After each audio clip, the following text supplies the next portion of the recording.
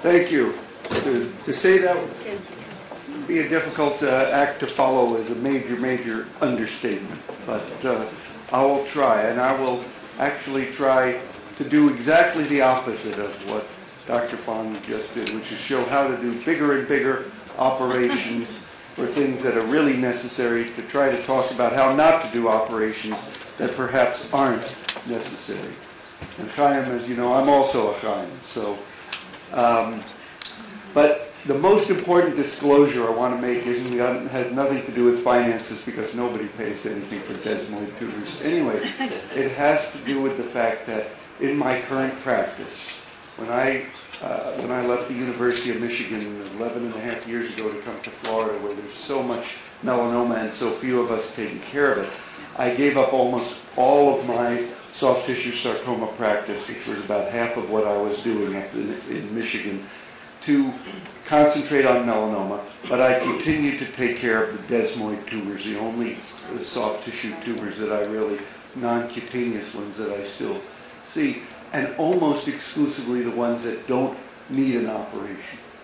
So I've tried to focus on the non-operative management, and it may therefore come across as thinking that none of these people should get operated on. That's definitely not the impression I want you to leave with, but that we can be much more selective with who we operate on. So first of all, what are desmoid tumors? And I love this line from a recent big article. They're rare monoclonal fibroblastic proliferation characterized by a variable and often unpredictable clinical course. That pretty much says it all. It means we have no idea what the heck this thing is, what it does, or how to treat it. And that may be a very good, concise summary of the field. We don't even really know how many of these things there are. We don't know what to call them. I would say that we often do more damage with the treatment than perhaps we do benefit. I say here that the morbidity and death is caused either by local invasion or by the adverse effects of treatment. And since I've been in Tampa in 11 and a half years, we've had 2 patients die from desmoid tumors. One was a patient with familial polyposis who died after 7 years from a massive intra-abdominal desmoid that responded beautifully to chemotherapy, got infected and perforated, and she died years later of the complications of short bowel syndrome as a result of the complications of treatment.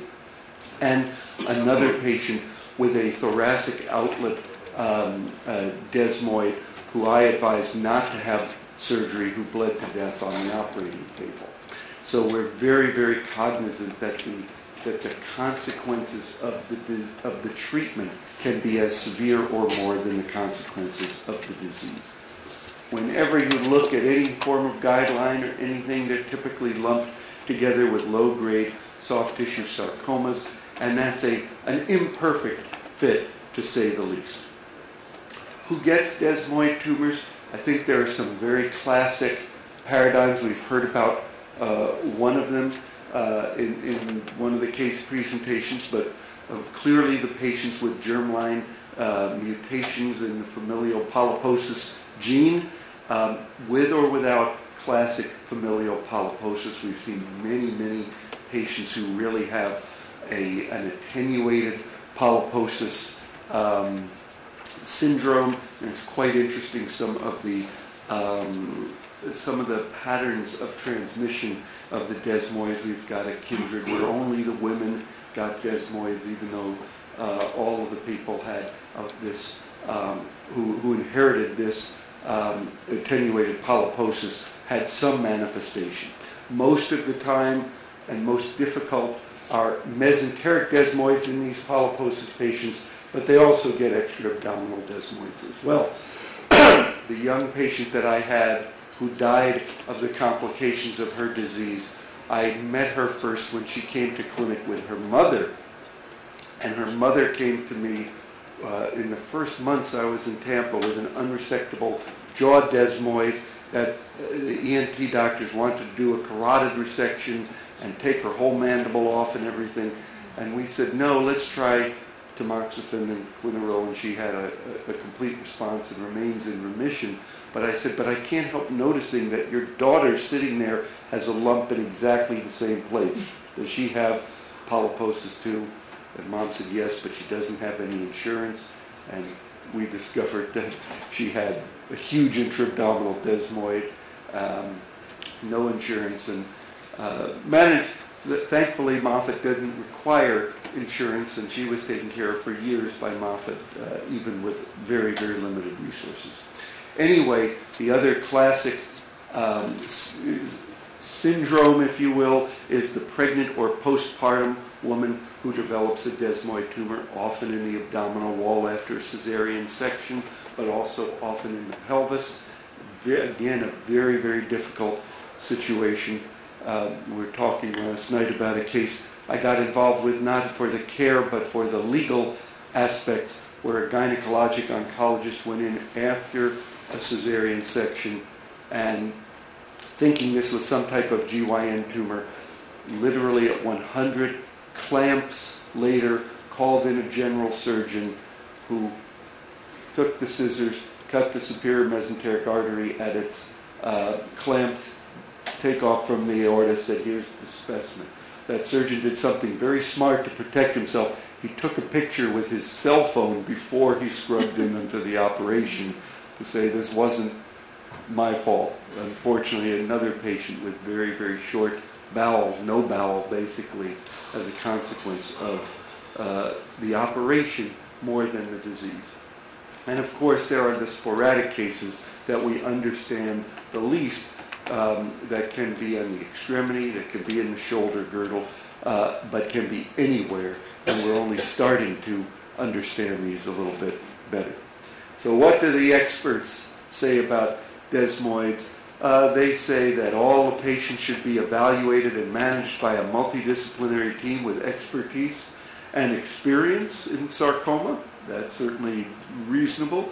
I think very important, the history and physical should always think about the possibility of a Gardner syndrome, of familial adenomatous polyposis, even in a patient who appears to present with a sporadic desmoid. It's a real opportunity to ask questions. Any colon cancer in the family, anybody with polyps, anything, and you really need to solicit this. And it's only rare, but every once in a while you find out that somebody is a member of one of these kindreds. And then they sort of, now it gets fuzzy. What do?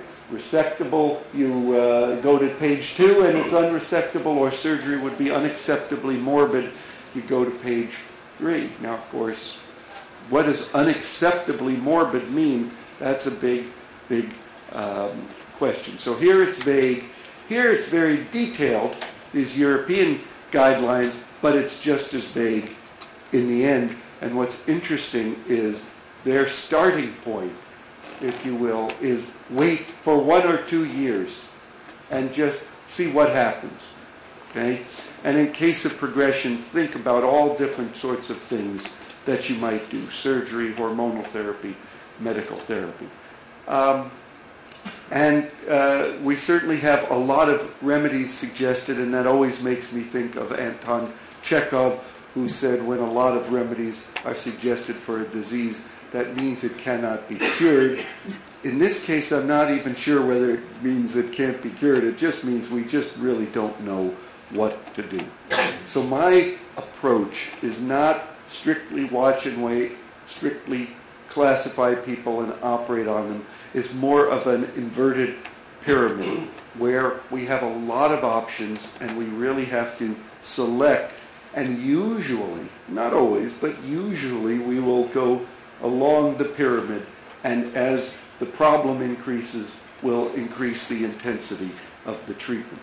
So I believe this can start with observation, and it's something that we will occasionally rely on. When do we do observation? It's got to be an asymptomatic and pretty compliant patient, and it's got to be a patient who agrees with that. It's not something that every patient wants. And of course, if somebody's come all the way to Tampa to see me, most of the time they don't want me to tell them, oh, don't worry, just keep an eye on it. Take 2 aspirin and call me back in a year if this gets worse.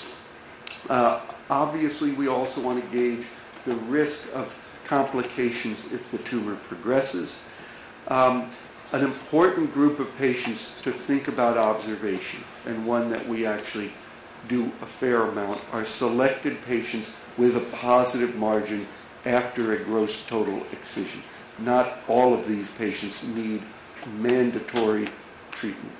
And I think there are 2 areas where I'm very, very prone to observe young children, prepubertal children with fibromatosis. This is a really difficult entity, and I've seen a number of cases that just completely spontaneously regressed either at puberty or around that time. And so I take a very, very conservative view, especially considering how much potential morbidity there can be. I've also seen many patients with fibromatosis of the breast itself, not a desmoid near the breast, but fibromatosis of the breast with positive margins where just horrendously radical operations have been proposed to get negative margins with chest wall resection, Halsted radical mastectomy, and where we've said, no, let's just wait. If it comes to it, we'll do it because you have disease, not because you have a positive histologic margin. And I have another such patient a decade later still doing very well with no signs of recurrence. So I'm very conservative in those 2 areas.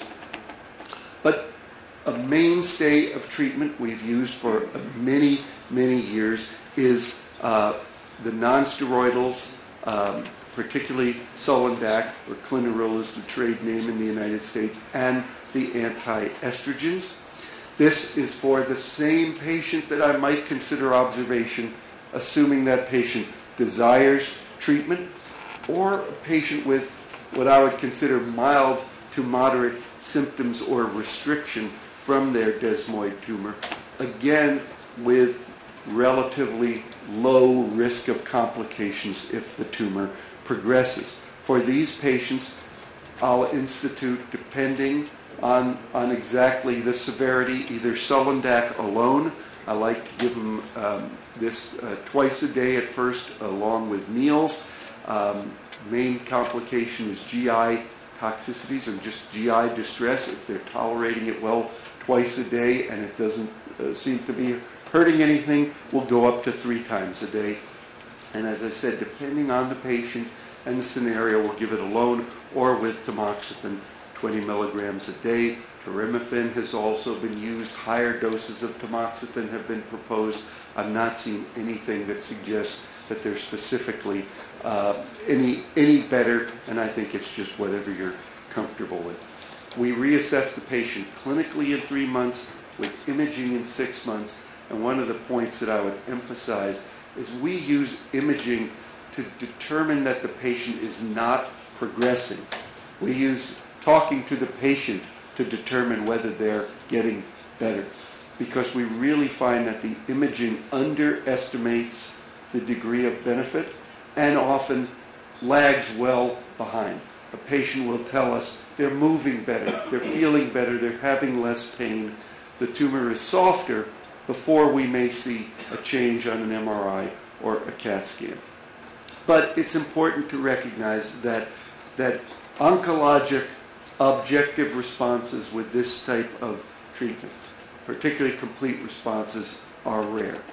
They happen, they can be dramatic, they can get you out of amazing situations, but they're very unpredictable and infrequent. But I think this is a treatment that has certainly proven to be worth a try for a lot of patients. An evolving field, and one that's always made a tremendous amount of sense to me, are the field of targeted therapy. It's always seemed to me that this is a fibroblast growth factor disease of some sort, and that if we could find the right inhibitor or combination of inhibitors, this was a disease that we could make go away without any surgery. We just haven't quite got there yet. maybe Dr. Pollack and his team will figure this out sooner, certainly sooner than I ever will. But we have used this as sort of the next rung up the ladder, the next step up the pyramid for patients with mild to moderate symptoms, especially those who've had some progression after our nonsteroidal and tamoxifen approach that are unresectable. And often we will discuss with those patients the alternative of chemotherapy right away, and many of them say, no, I'd rather try anything else besides chemotherapy, even though it's not always the case that they have more side effects from the chemotherapy than from the kinase inhibitors. Now, once again, a lot of remedies, a lot of possibilities, not a lot of clear victories yet to say which inhibitor we should use in which patient. Imatinib and sorafenib have been studied the most in prospective trials, and their numbers are not dramatically different than what you see in tamoxifen and a nonsteroidal, but they're non-overlapping. Some patients who benefit from one don't benefit from the other. There have also been isolated reports of activity with some other agents. The one that I find the most interesting now are the gamma secretase inhibitors. This is a complicated schema because we don't know what the heck these agents are doing, but we know that they're affecting Notch. We know that they affect the beta-catenin pathway. We know they have a lot of potential areas of inhibition, and they haven't yet really found a clear oncologic niche, but in the initial phase 1 studies, the desmoid tumors, and why the heck they even included them, I have no idea in a phase 1 study, but the desmoid tumors were the clear winners, and all of these purple bars were the 7 desmoid patients on this phase 1 trial, and 5 of the 7 had an objective response. One of these was a patient of mine, a marine biologist, who had a desmoid of her leg. We tried an expectant observation and a hormonal type of management, and I thought she was doing well, but she felt that this was inhibiting her scuba diving in her life, and she elected to have a above-knee amputation. How that would be less inhibiting than having a stable desmoid, I wasn't sure, but she came back to me after the amputation with a stump recurrence. So it was a particularly unhappy approach, but she is one of the desmoids that had the best response, really very, very dramatic. And we had to say, well, what was that stuff you got again? But we have a lot to learn about them, but perhaps this is the first hint that we're really on the right path toward a true non-operative approach. Chemotherapy is very active, very useful in desmoid tumors, and when it's properly utilized. We use it for patients with moderate to severe symptoms, obviously, especially those with progression after other therapies, and it's our go-to treatment for the patient, as I described, with large mesenteric desmoids with active or impending obstruction, and most of those patients will have some degree of palliation, and often a great deal. There are a variety of different approaches, no comparative data to tell one better than the other. We often use a weekly regimen, methotrexate and etoposide for a year or something similar to that, liposomal doxorubicin. For the mesenteric desmoids that are very symptomatic, some people like to be more aggressive and use a full-dose doxorubicin plus dacarbazine for 6 months. When you look at the numbers, especially from larger series, once again, they're not very much different than what you would see from any of the less aggressive options. But again, they're non-overlapping. They're different patient populations, still with many of the patients, the majority deriving some benefit. I don't think there's any question that there's higher short-term response rates with the more aggressive full-dose doxorubicin type regimens, but whether that's a better approach for the average patient, really difficult to say. In this one particularly well-done retrospective review of 62 European patients, the median progression-free survival time with chemotherapy was 40 months. So it clearly has use in patients who have a lot of problems. Radiation therapy. I actually put this very, very far down on the choice list, very high up on the pyramid. Why? Because we use it very selectively. We use it very selectively as definitive treatment. I remember one patient that we used for definitive treatment was an upper extremity desmoid tumor in a high school senior who was a football player and a lineman. And any kind of a surgical procedure would have meant the end of his football career, and it wasn't clear that he was going to go on to wonderful professional heights, but he wanted to play 1 or 2 more years, and we elected to treat him with a definitive radiation very successfully, and successfully in terms of his brief but glorious football career. Obviously, the main place that we use radiation is postoperatively for patients with involved or close margins or recurrent tumors. Here's results of a phase 2 trial, an actual prospective radiation trial in which everyone had to have some form of gross disease. It could be gross disease residual after surgery or primary treatment, and they had a 3-year local control rate of over 80%. What was interesting, when I used radiation, such as in that young man with the football player, we tell them it's nothing much is going to change in the first 6 months or a year. Expect it to take about 2 years for the maximum response that you're going to see. I learned that I was being overly optimistic. The Europeans showed that actually there are patients in whom the response continued to improve after more than 3 years after radiation treatment was given, with 2 patients converting to complete responses more than 3 years after being radiated.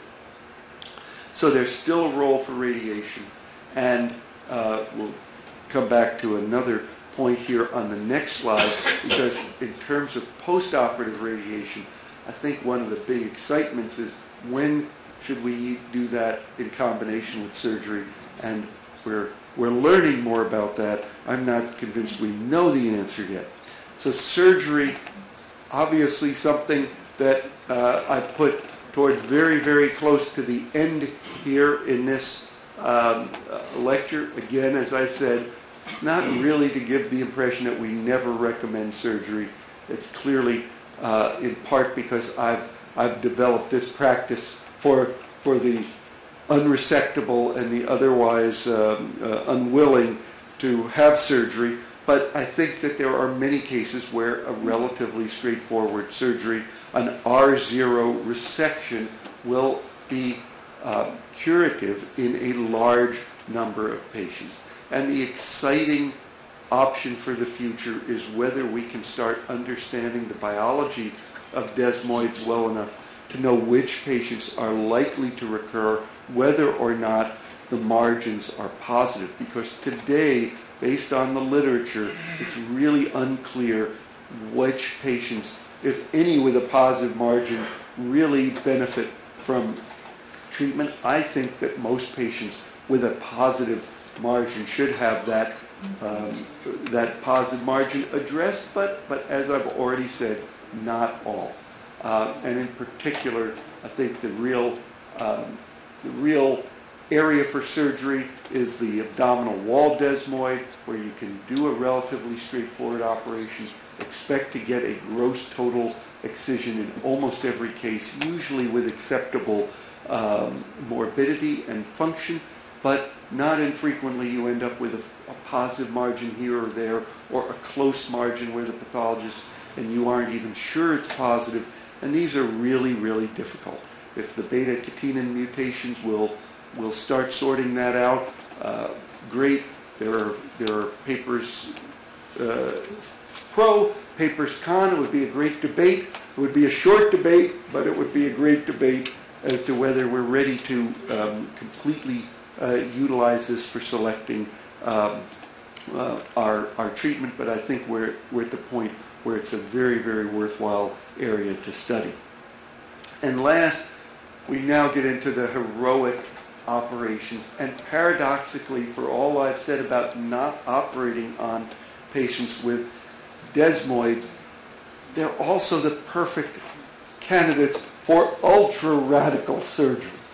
There are the occasional patients with huge, unresectable desmoid tumors who are doomed to die despite any attempt at these non-operative managements, just simply from local extent and progression of their tumor, from strangulation of their intestines, or from some other catastrophic outcome of the growth of these tumors.